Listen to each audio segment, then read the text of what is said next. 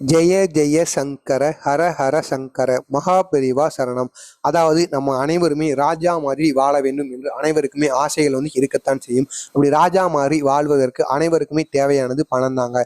அதாவது உங்களுக்கு இருக்கக்கூடிய கடன் ரீதியான பிரச்சனையாக இருந்தாலும் சரி, அல்லது பணம் ரீதியான பிரச்சனையாக இருந்தாலும் சரி, நீங்கள் ஒரு கோடீஸ்வரராகவும் அது மட்டுமல்லாமல் குபேர யோகமும் ராஜ யோகமும் உங்களது வாழ்க்கையில் நீங்கள் பெறுவதற்கு உங்களது வீட்டு பூஜை அறையில் இந்த ஒரே ஒரு பொருளை மட்டும் நீங்கள் வைத்தால் போதுமாங்க. உங்களது வாழ்க்கை சிறப்பானதாக மாறிவிடுமாங்க.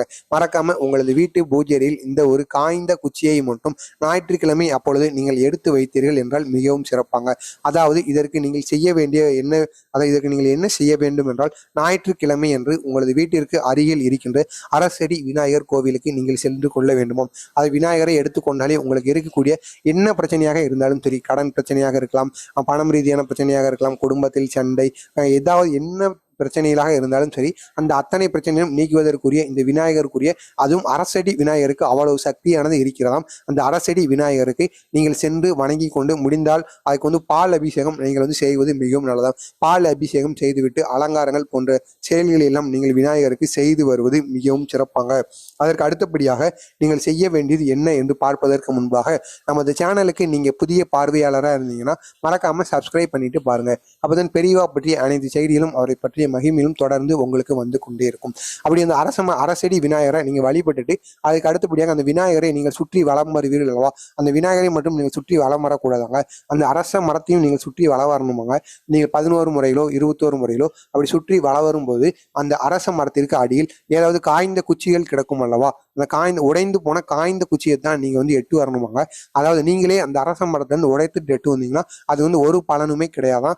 காய்ந்த குச்சிகள் அந்த அரச மரத்திற்கு அடியில் கீழே கிடக்கும். அப்படி கீழே கிடைக்கின்ற குச்சியை உங்களது வீட்டிற்கு எடுத்து அதில் மஞ்சள் தண்ணியால் அந்த குச்சியை நன்றாக அலசி கொள்ள வேண்டுமாம். அப்படி அலசி விட்ட பிறகு நீங்கள் செய்ய வேண்டியது என்னவென்றால், அந்த குச்சி முழுக்க மஞ்சள், சந்தனம், குங்குமம் போன்ற பொருட்களை வைத்து நன்றாக அலங்காரம் பண்ணி கொள்ள வேண்டுமாம். அப்படி அலங்காரம் பண்ணிவிட்ட பிறகு விநாயகருக்கு இந்த ஒரு குச்சியை வைத்து நீங்கள் வணங்க வேண்டுமாம். அதாவது விநாயகருக்கும் அது மட்டும் அல்லாமல் உங்கள் வீட்டில் இருக்கிற என்ன தெய்வமாக இருந்தாலும் சரி, ஆனால் விநாயகருக்கும் சேர்த்து இந்த ஒரு குச்சியை உங்களது வீட்டு பூஜை அறையில் வைத்து நீங்கள் வைத்து வழிபட்டு வர வேண்டும். முடிந்தால் உங்களுக்கு சாணி, அதாவது பசுமாட்டிலிருந்து வரக்கூடிய அந்த சாணி என்று கூறுகிறவா, அந்த பசுஞ்சாணியானது உங்களது வீட்டிற்கு அடியில் எங்காவது கிடைத்தால் அந்த பசுஞ்சாணியையும் அந்த குச்சிக்கு மேலே நீங்கள் சிறிதளவு ஆகி தடவி கொள்ள வேண்டுமாம். இப்படி நீங்கள் தடவிக்கொண்டு உங்களது வீட்டு பூஜையில் அந்த குச்சியைக்கும் சேர்த்து நீங்கள் பூஜை செய்து வந்தால் உங்களது வீட்டில் ராஜயோகம் குடிபெறுவதற்கு அதிகப்படியான வாய்ப்புகள் இருக்கும். குபேரனுக்கு முன்பாக இந்த குச்சியை நீங்கள் வைத்து விட வேண்டும். இதனால் பணமானது அதிகமாக பெறுவதற்கு அதிகப்படியான வாய்ப்புகள் இருக்கலாம்.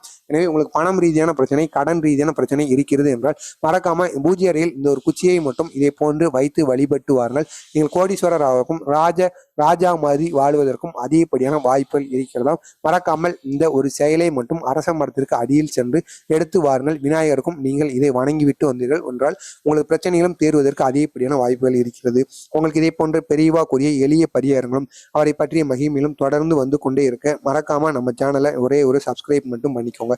அப்பதான் பெரியவா கூறிய அனைத்து செய்தியிலும் அவரை பற்றிய மகிமையிலும் தொடர்ந்து உங்களுக்கு வந்து கொண்டே இருக்கும். நன்றி, வணக்கம்.